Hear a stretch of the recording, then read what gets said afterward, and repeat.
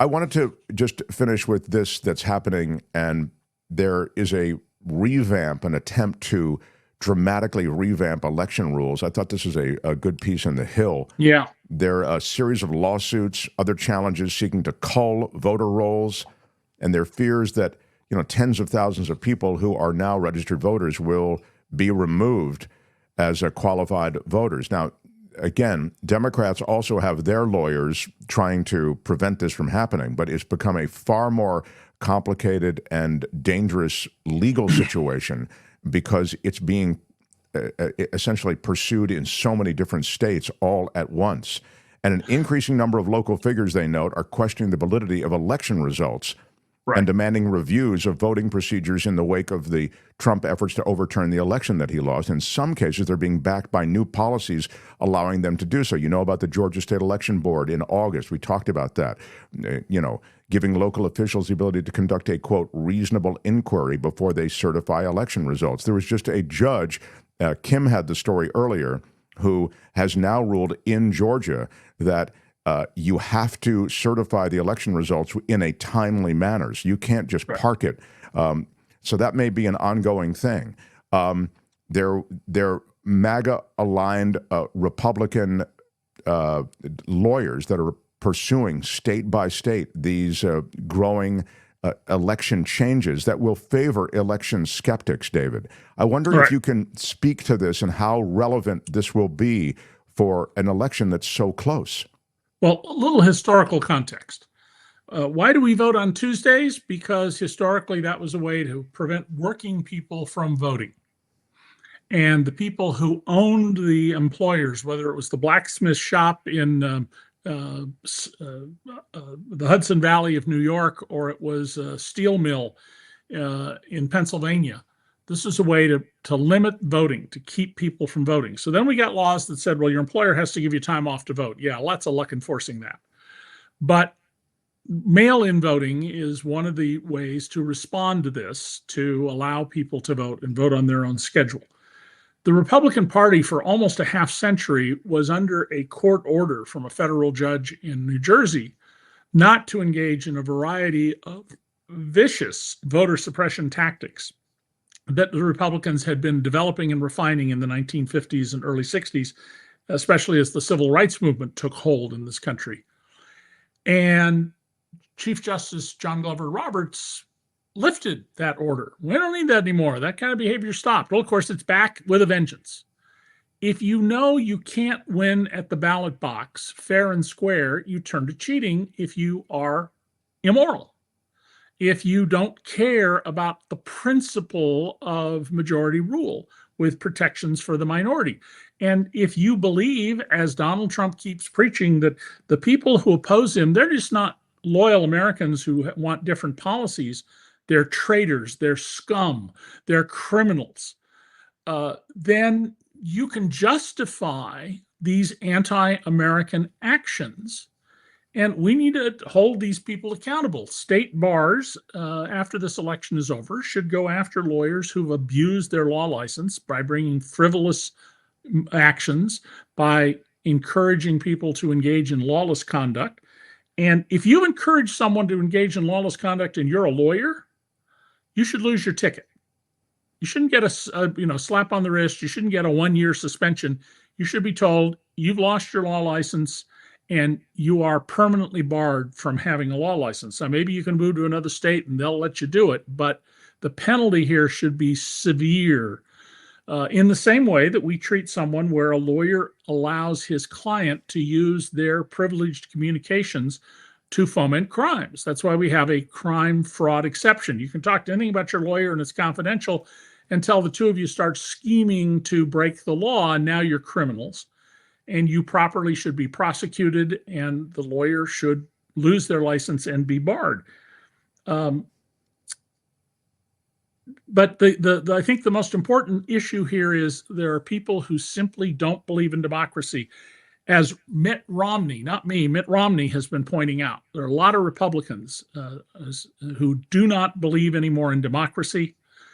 And of course, if you're among those people who believe that either Donald Trump is either God incarnate or he is God's agent, well, then you can justify anything.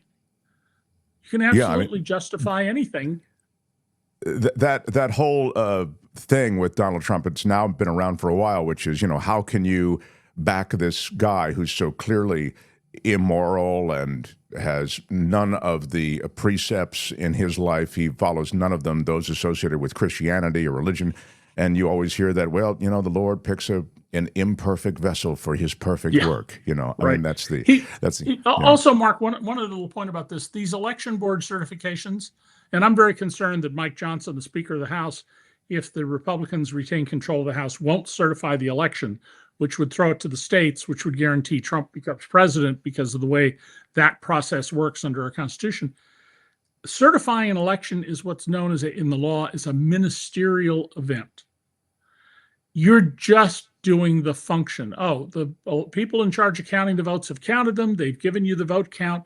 You simply accept that, and that's all. That's all a ministerial act is. It doesn't have any force or power with it to change anything. And this is an abuse of a fundamental process that's important. And I don't think we should treat it lightly. After this election is over, I think we should have a serious campaign to prosecute criminally people who interfered with the proper certification of the election, no matter how it goes. That makes total sense, of course. And yet I'm thinking back to Pence, and that was a ministerial role, wasn't it, David? And still, absolutely. And Mike Pence, for whatever else I've been critical of him for, and I've written that he probably should have been prosecuted for some things he did as governor of Indiana that ripped off taxpayers and enriched his cronies. He did the right thing. Push came to shove. What we discovered is Donald Trump has no character. Mike Pence has character. He did the moral and the right thing. And somebody just asked about the movie The Apprentice. I haven't seen it. Yeah. I thought maybe there was something else that somebody asked about. Oh, I know what it was. It was third party. I promise you this will be the last question. Jill Stein and the Jill Stein effect of a third party candidate, again, in an election this close. Can you speak to that?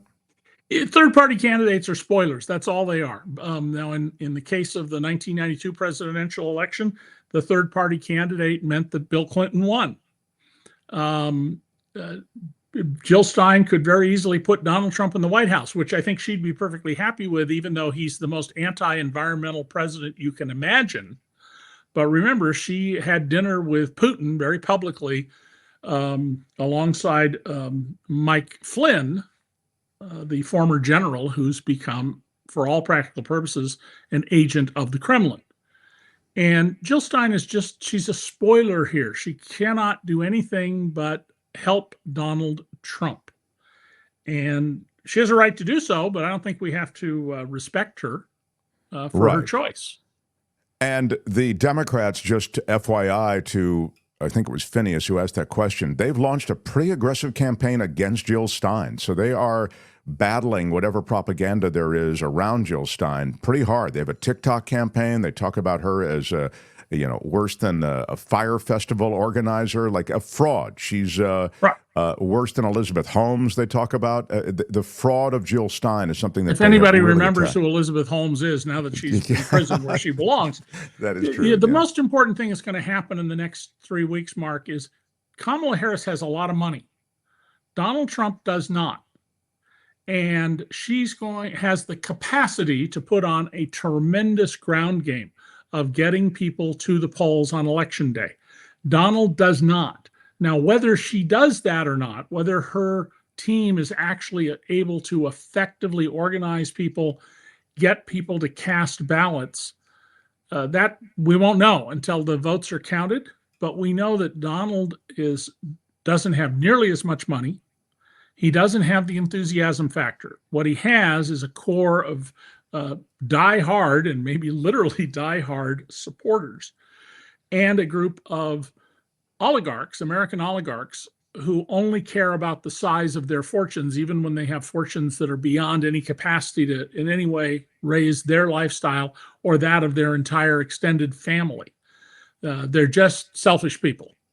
And that's what he's got. And they're not donating that much money either to Donald. He's just not doing as well. So the thing to watch for is how successful the Democrats and Kamala Harris are in getting people to the polls.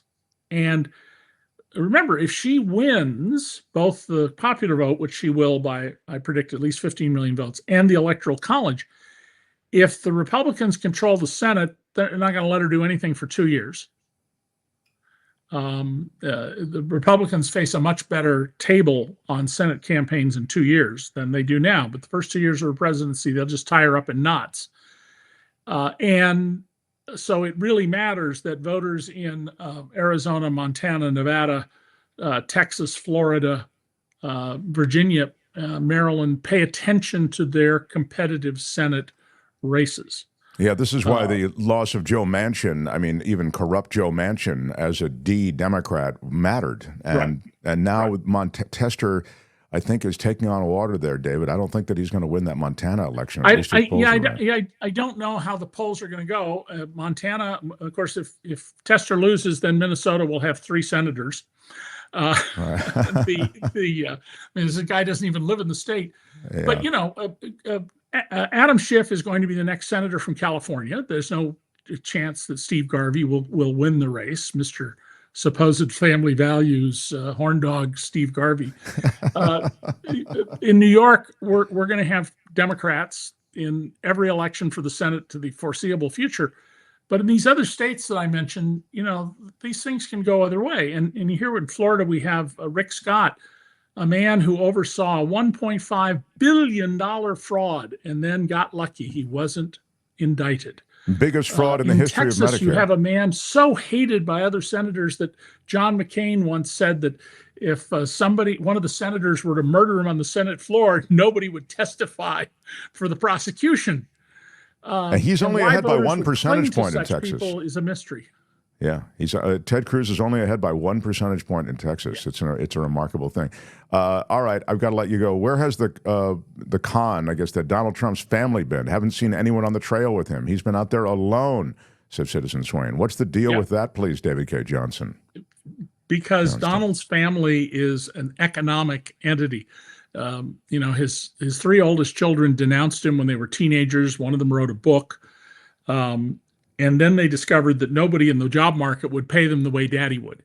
If Don Jr., Eric had to go get jobs, with a resume tomorrow, or if they had to do it before Daddy became president, they would, find themselves living in a much lower economic plane than they are now. Donald's marriages, the first and third marriages for sure were transactional relationships. They were commercial marriages. And I know for some people it's hard to imagine, but there are lots of marriages out there that are marriages of power, money, convenience. They have nothing to do with our notions of romantic marriage. And Melania is, she's out there saying, well, if you want me to appear on CNN, you have to give me, I think it was $250,000 she asked for. Maybe I've exaggerated that. It was $25,000. No, you don't get paid to go on the air. I mean, nobody ever paid me to go on the air to promote my books. You're like thankful you got the opportunity to talk about your book on the air.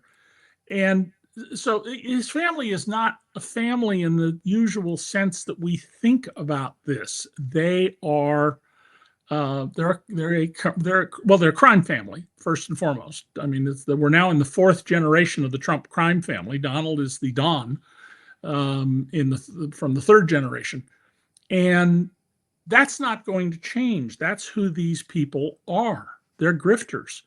They're con artists. They live in a family in which, so long as you don't get arrested or indicted, any way you get the money doesn't matter. Doesn't matter whose life you destroy, who you cheated, who you didn't pay.